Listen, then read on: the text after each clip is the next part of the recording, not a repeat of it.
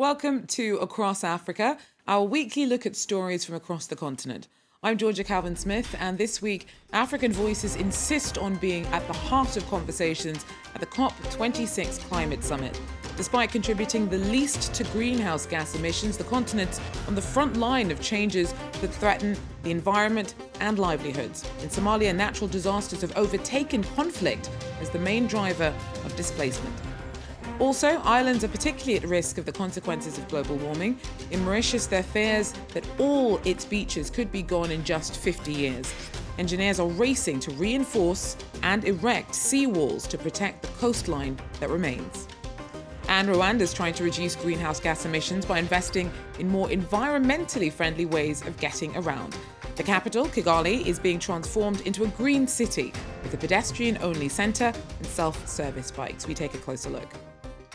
But first, more than 120 leaders from around the world headed to Glasgow in Scotland for the COP26 Climate Summit, as scientists say the window to act is closing fast.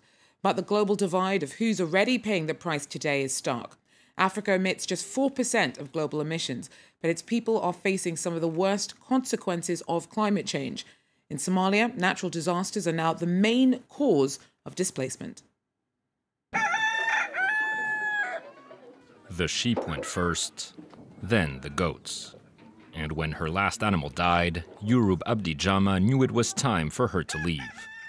Like many herders before her, the young Somali woman was forced to flee her home in search of greener pastures after consecutive droughts decimated her livestock. In the past, God would always leave something for us, but now, all of our animals have been wiped out by starvation and disease. We had to flee. When you lose everything, you go where you can.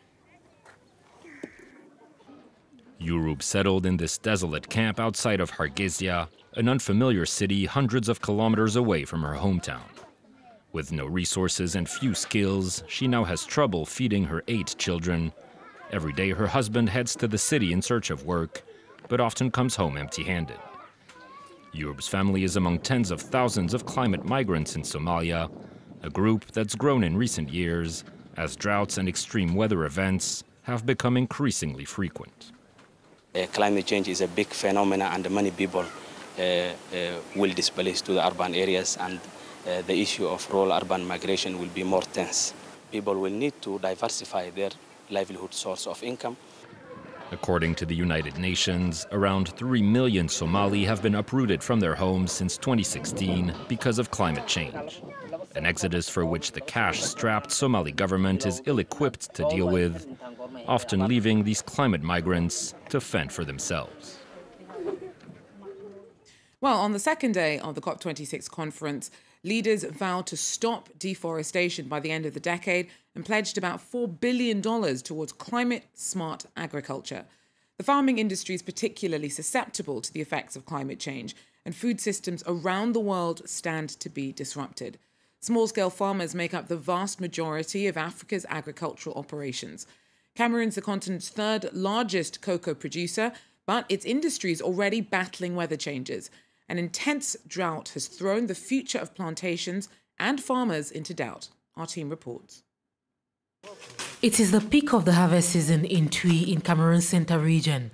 But all that is left of this 21-hectare plantation are dead cocoa trees, burnt leaves and brown pods.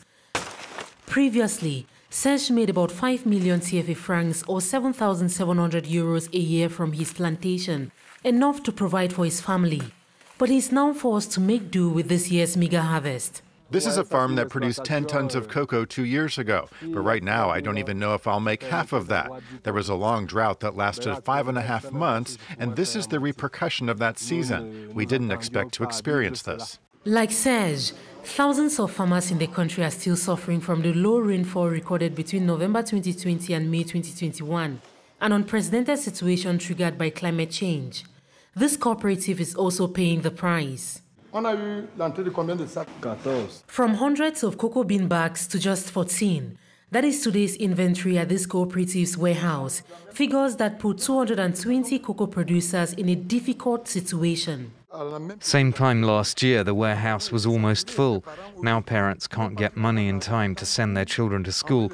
And worse, the staff have also had delays in their salaries. In Yaoundé, researchers like Fumba Leblanc recommend setting up agroforestry programs. Growing shade trees would protect cocoa plants from the sun, heavy rains, and constitute natural carbon capture. Climate disturbances will inevitably occur, and farmers in savanna, fallow and savanna forest transition zones must plant trees that will act as shade for cocoa trees. Cocoa represents nearly 15% of exports in Cameroon. It is Africa's third largest cocoa producer after Côte d'Ivoire and Ghana.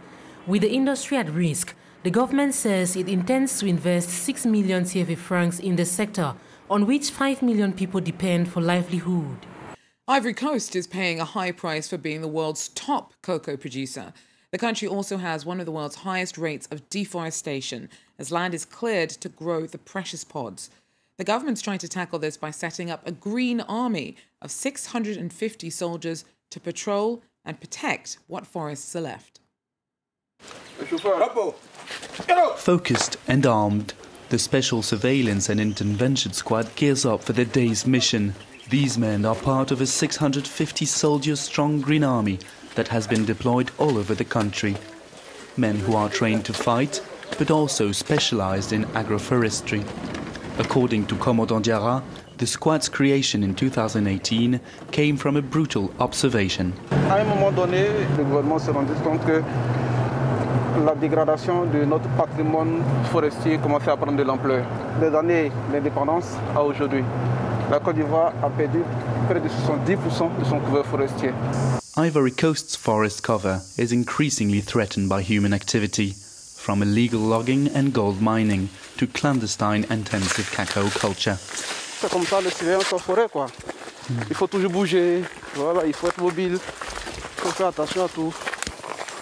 Keeping an eye out on the ground and also above it. The squad uses drones that can cover vast expanses of land and spot illegal activities. Dans les forêts classées, là, il y a des campements qui sont créés. Avec le drone, on n'a pas toujours la faculté de les détecter, mais avec le drone, là, on arrive à les voir et se projeter sur le site. In a nearby public forest where logging is not allowed, the squad just discovered a pile of timber. Within minutes, they find suspects. After a half-hour-long manhunt, the soldiers arrest 3 young men. But after interrogating them, the unit is forced to let them go for lack of tangible evidence. Malheureusement, ceux que nous avons appréhendés ne sont pas ceux qui font l'activité illégale, mais ils ne vont jamais dénoncer ceux qui sont de l'autre côté. Et c'est en cela que je leur donnais des conseils, pour leur dire, pour leur faire comprendre que ce que nous menons comme action, c'est vraiment dans l'intérêt de tout le monde, pour qu'ils comprennent que ce que nous faisons, c'est pour nos enfants, c'est pour demain. Beyond surveillance, educating rural communities on the forest ecosystem and its fragility is one of the squad's central missions. Agriculture in the Ivory Coast remains responsible for 60% of the destruction of forests. In Mauritius, sea levels are rising so quickly that the Ministry of Environment worried that all its beaches could be gone in just 50 years. To try and stave off the encroaching waters, the country is trying to reinforce seawalls. Our correspondent in Port-Louis sent this special report. Taken aback by the rise of sea levels, Mauritius made a drastic choice to build walls on its coastline.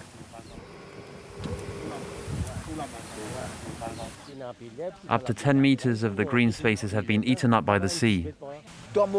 In Mauritius, the weather was not like this before. There was winter and summer. Now the winter is longer and the sea is much more rough. These major building works started 3 years ago to protect 21 vulnerable areas.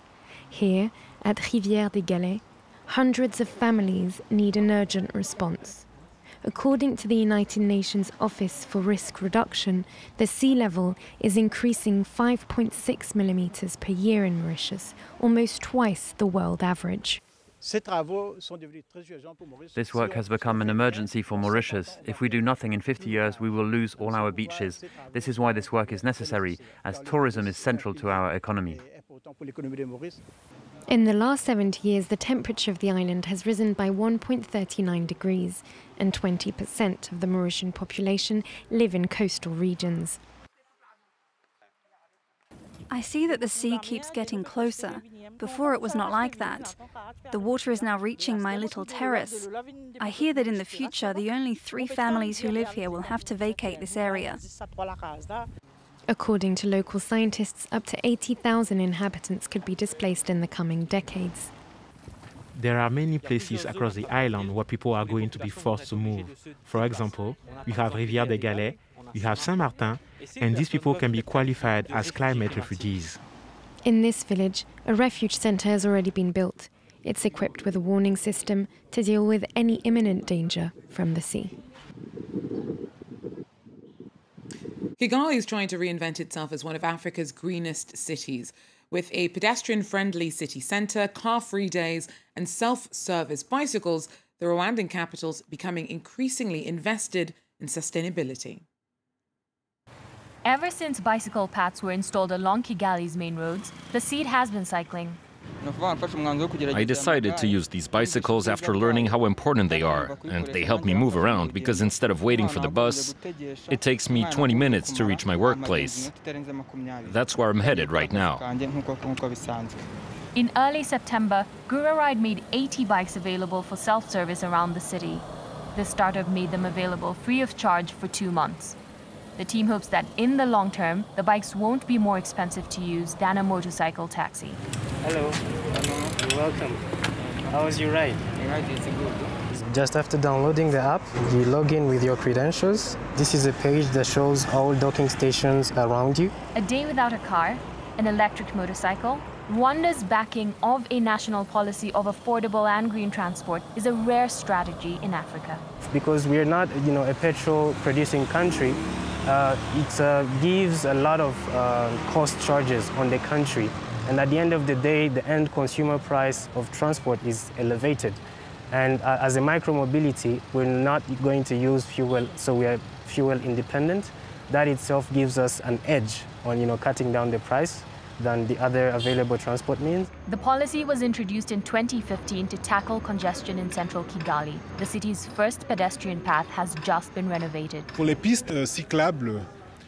For cycle paths, we've now covered a network of more or less 17 kilometers across the city. We plan to do 2 more pedestrian paths like this one in other fairly populated parts of the city.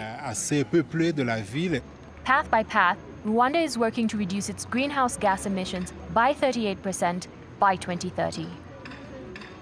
Well, that's it for Across Africa for now. Thanks for joining us. Do so again if you can. Take care.